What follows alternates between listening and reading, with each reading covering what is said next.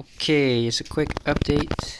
I got the grips back, and this is a much better finish than what I had done. Actually, I had to give credit to my brother-in-law when he saw the job that I did, which wasn't too good.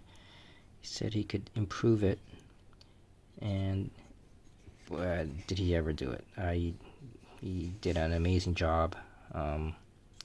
He is a cabinet maker by trade, so yeah. And the finish itself, it's just amazing because so it's gonna look, man.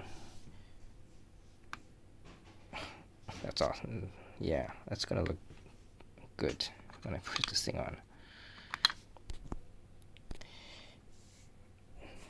I'm really glad with how it looks because when I compare it to the screenshot of Mandalorian, here's a shot of the gun itself. It's almost like it. Mind you, though, I didn't show him this picture. He just did it. He wanted to make it look authentic also. But he didn't also smooth it out. He wanted to leave a bit of a grain, like a grainy feeling too. So it's not smoother. Not that smooth. But yeah, it's so much like this picture here. It's just, it's uncanny. I mean, like if you look at that.